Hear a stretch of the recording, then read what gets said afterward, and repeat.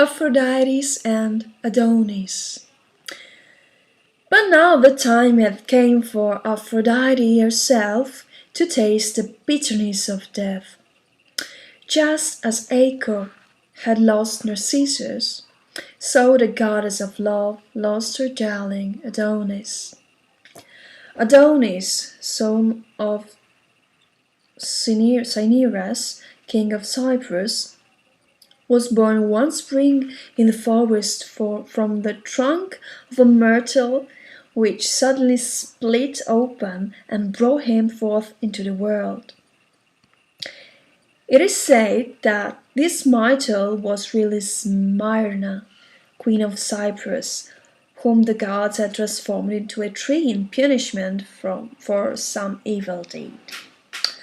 Adonis grew up in the forest, tended by the nymphs, and became the most handsome young man the world had ever seen.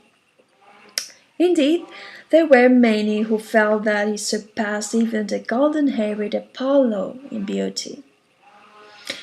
So divine were Adonis' looks that two goddesses quarreled over which of them would take him for her own. One of these was Aphrodite, and the other was Persephone. Finally, it was Aphrodite who won, and now she and Adonis run together through the forest, playing happily beneath the golden shafts of sunlight. There are many who know the meaning of true love, but none can be compared with the goddess of love herself. For the sake of Adonis, she gave up the airy halls of Olympus and hastened to Cyprus to be with her beloved. Neither cold nor heat nor storm could keep Aphrodite from his side.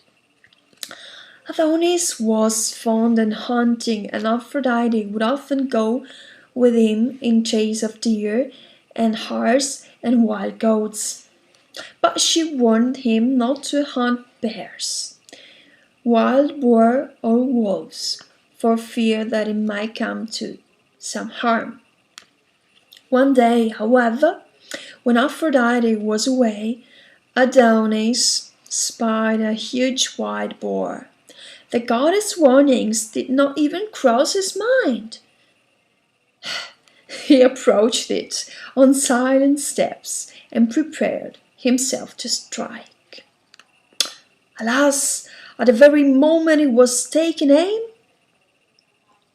the boar suddenly threw itself upon him and impaled him on its savage tusks.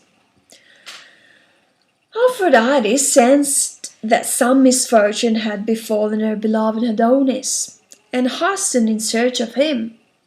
She combed the forest. In her haste and anxiety, her sandals slipped from her feet, which soon became scratched and bleeding.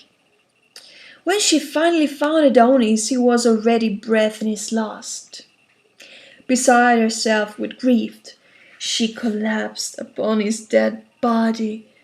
The heart of the goddess of love was torn asunder by unbearable pangs of sorrow. Alone and desolate, she wandered through the forest, weeping over the cruel loss of her beloved. Her tears watered the heart, and where they fell, anemones sprang up.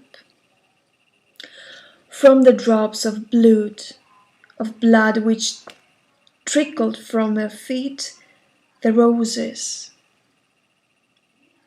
which till then had all been white, were dyed a crimson hue.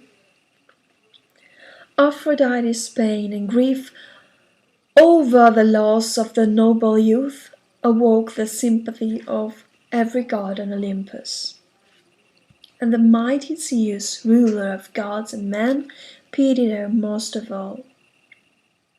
And so he commanded his brother Hades to allow Adonis to return to Earth for 6 months every year. The command was obeyed. Every year Adonis returns to earth and in a remote forest on Cyprus is received with tears of joy by the goddess who adored him. Then all nature rejoices with her and puts on its brightest clothes. The birds sing in celebration, and the return of Adonis to his beloved and the coming of spring to the earth.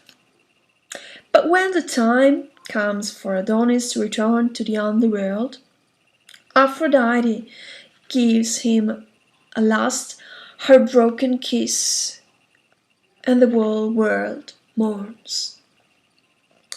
The sky becomes darker with clouds because Adonis had gone and because autumn is coming and the harsh winter too. But Adonis will come again, and with him will come the spring with its blossom and its joys. The happy festivals of April will return too, when men praise Adonis, Aphrodite, and blossoming spring, while somewhere in the forest the divine couple run in play and laugh in shared delight again and again.